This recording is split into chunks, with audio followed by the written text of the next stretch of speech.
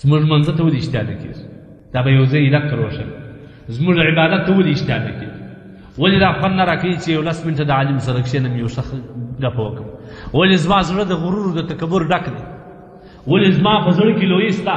واحد یوازې دا شی ده چې موږ په نفس کې حرام اثر کړی دی، حلال ته موږ نسو اشتها کړی.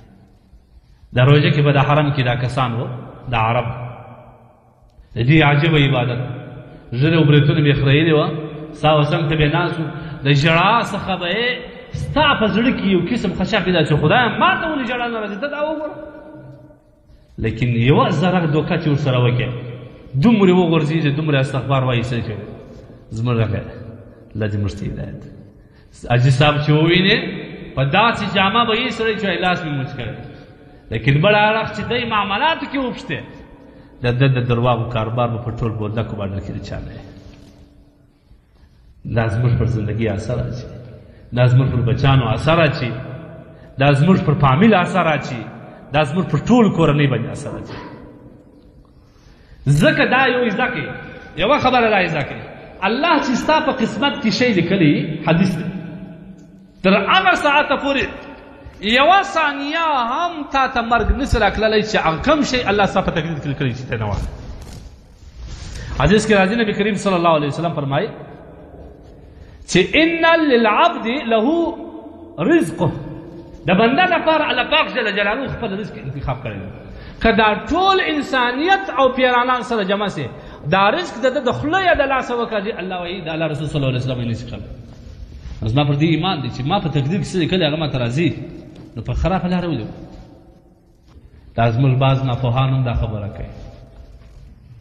ما د یو چا څه د خولې څخه نقل واورېدی چې د یو بل چا عجیب خبره یې کوله، ول چا ورته زکات وبس زما دا ټولې مردارې دي حلاله ولاکه پکښې، هغه ول داسې وایي چې مړې حلال ول چې حلاله ګټې ولاکې ډېره کې هېتي دا خبرو ته لږ ژور ولاړ سي.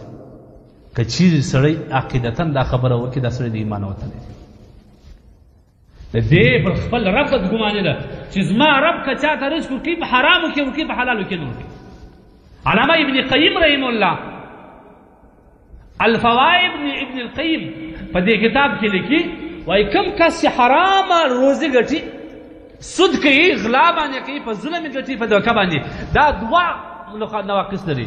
یو دا دی چې د دې خپل پر رب باندې دی بدګمان دی چې زما رب ما ته حلال رزق نه کړي، نه یې چا ته ورکوي، په حرامو کې ډېر والی العیاذ بالله. او که چیرې هغه نه یي پر ده باندې خپل نفس غالبه دی، نفس دا ورته وایي چې کاکا حرام ته زغله زغله، نو که چیرې د ده پر الله بدګماني دا د زمانې جاهل کس دی. او که چیرې دا چې د نفس غلامي دا د عقل او د فراست څخه خلاص سړی د علامه ابن قیم رحم الله وایي.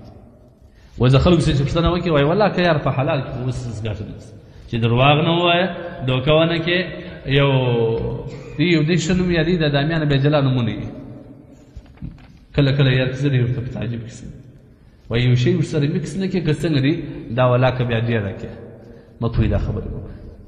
داسې کله نبي علیه صلات وسلام وایي زما پر امت داسې زمانه راځي سهار به د کوره راووځي مؤمن به یي، د الله بنده الله دې هدایت ورته وکړي چې ماښام ننوځي کافر به یي، ماښام به کور ته ننوځي مؤمن به یي، سهار به د کوره راوځي کافر به یي. یبیع دینه بعرض من الدنیا، د دنیا د یو څو روپو په لالچ باندې خپل دین په قول یا په عمل یا په هغه باندې خرڅ کړی. پام کوئ د خپلې خبرو سره دې نو چې کوم رزق الله زموږ په قسمت کې لیکلی دی، کوم شی الله تبارک وتعالی زموږ په عالم ارواح کې زموږ په تقدیر کې لیکل شوی دی، دا هېڅکله